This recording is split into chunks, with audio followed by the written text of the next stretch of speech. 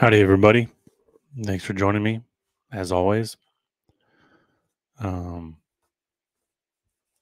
June 7th,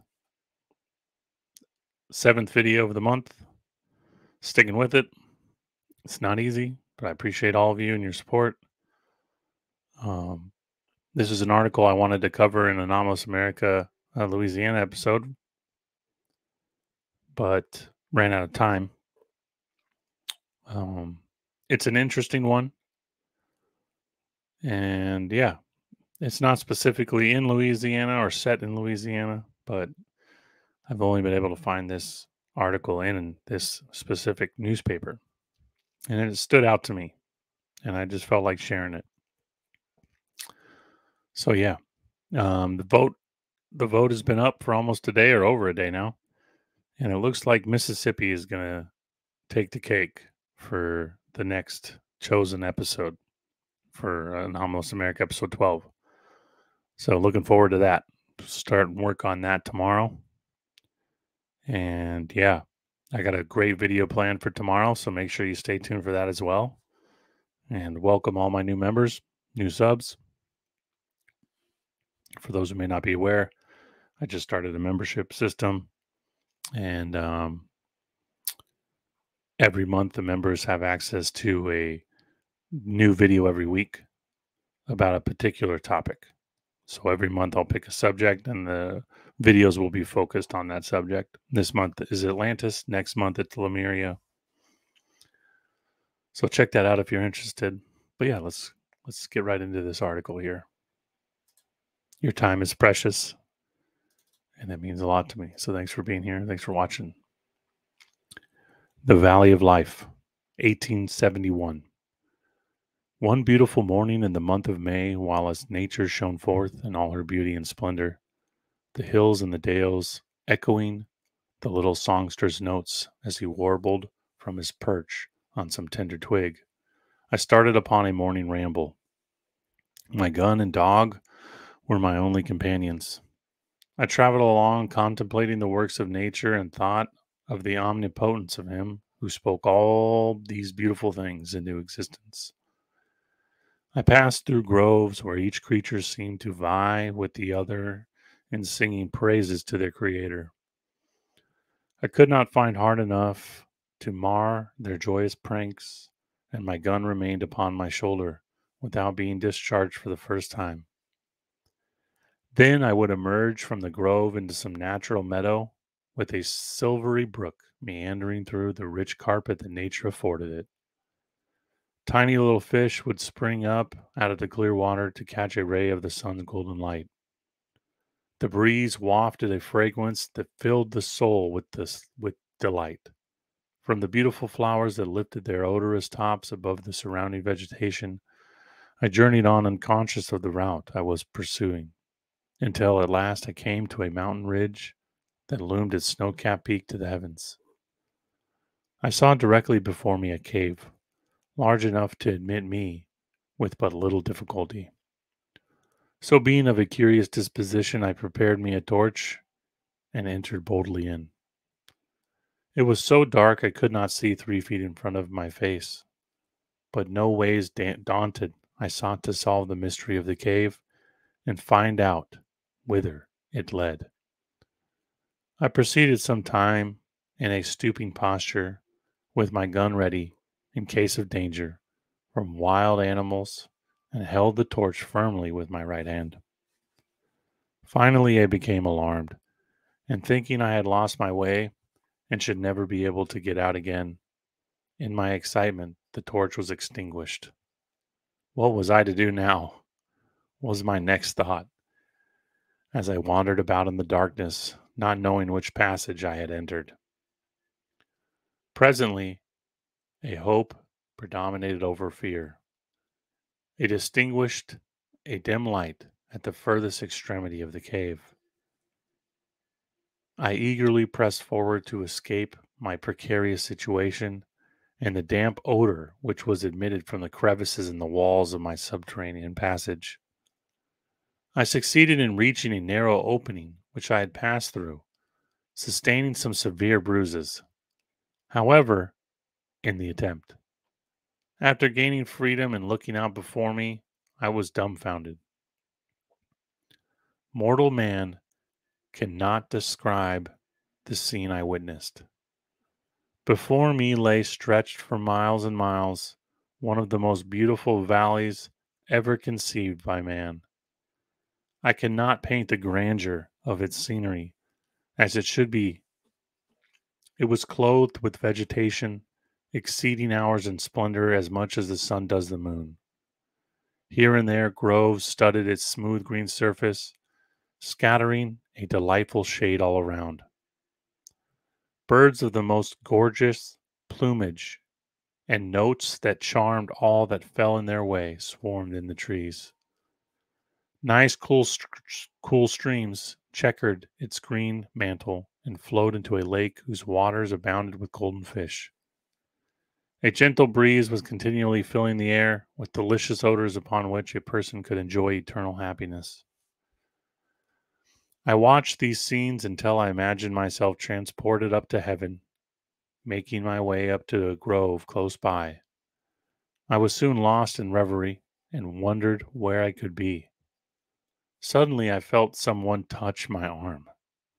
Upon looking up, I was amazed at beholding a person about 4 feet in height, with long glossy hair which hung in ringlets around his majestic brow. His complexion was as white as alabaster, with the exception of his cheeks, which were of a beautiful red tint. He was clothed in gold. His head was covered with a magnificent crown, set with diamonds, and gold slippers were upon his feet. He seemed afraid of me at first. I spoke to him and made friendly motions, which he readily understood. He scrutinized me very close. After satisfying his curiosity, he then examined my gun and dog. He seemed greatly amused at the riposte of my gun when I fired it to show him what it was. He then signed for me to follow him, which I did. He led me toward a city that dazzled so in the sun's rays that I could not see which way to proceed. He dipped his finger in a little stream that flowed near us and dropped a particle of the limpid fluid in each eye. Immediately I beheld sights that mortal man could not witness. Everything seemed resplendent with the luster of heaven. The air vibrated with the unceasing streams of melodies. I entered the city, which shone forth in all the splendor of the valley. Its houses were of the grandest architecture and constructed of the super best materials. The streets were in regular form and paved with the whitest marble. Fountains were continually playing and scattered a refreshing shower over the garden. The inhabitants were dressed like the first one I met, with the exception of the woman, who were appeared in richest silk, trimmed with gold borders, spangled with precious stones. When they spoke, their voices sounded rich and sweet as an angel. I could not comprehend what they said, but from the gesture supposed they were speaking of me, who by this time was almost worshipped as a deity. I was soon led to a magnificent palace by two servants, who were not surpassed by their masters in richness of their robes. They wore silver instead of gold crowns. They led me to a table prepared with a sumptuous feast, of which I partook heartily.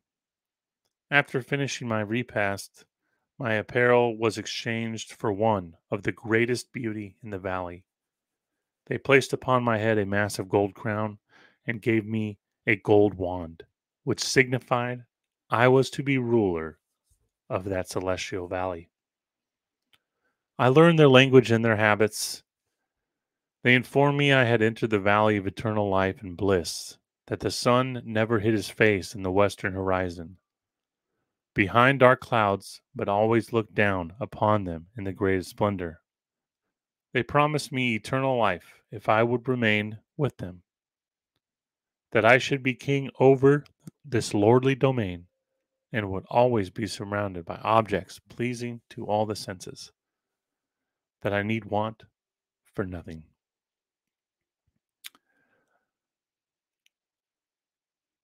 I tired in my glorious abode but a short time. It seemed when I determined to visit my old home and make known my discovery. I made my intention known to the inhabitants of this earthly paradise. They, in, they entreated and implored me not to leave, that I could never return.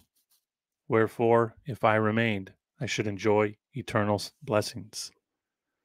I paid little attention to their entreaties, but laid aside my golden robe and crown, donned my common clothing, and proceeded on my homeward journey.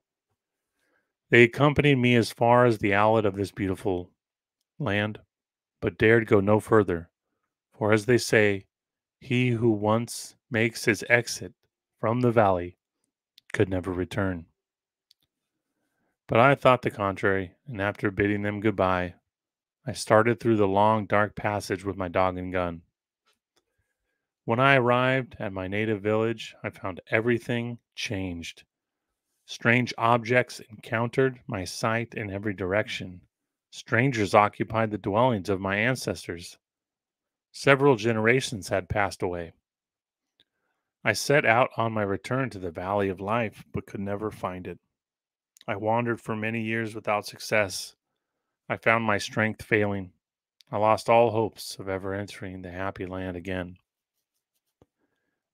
At last, weary of life and my unsuccessful search, I returned to the home of my childhood to die amid strangers. What was my surprise upon waking up to find myself beneath the shade of a spreading oak near a little brook in the depths of a forest valley. I had been wandering over the hills and valleys until becoming quite weary. I sought repose in the beautiful spot and fell asleep amid the music of forest songsters. The sun was sinking to his bed of rest, and the shades of night were stealing on and causing a death-like stillness to reign around my lonely situation. I arrived at my home long after the hour for retiring had arrived. The family thought something, excuse me, the family thought some terrible accident had befallen me and dispatched the servants in every direction to find me. Whilst they were preparing something to appease me, I related my strangest adventure. Just love that. Again, a little bit, a little bit away from the norm for Anomalous America, and but I planned on including it just because you're when you're looking for certain things, um, articles out of the normal pop up, and as I get farther along in this YouTube channel, we're going to cover a lot more amazing subterranean cave systems that lead to cities. I have a big one coming out soon. It's a long one. Um, it's almost an hour long, just talking and reading the story. So, but yeah, I hope you enjoyed that. And, we talk often about caves and subterranean worlds, and, just this one was too special to leave out. So, again, for all of you listening, thank you so much for being here and following me along. And stay tuned for tomorrow's video. And check out Anomalous America, episode 11, Louisiana. Came out yesterday. And yeah, appreciate everybody. Have a wonderful day. Thanks again. Bye.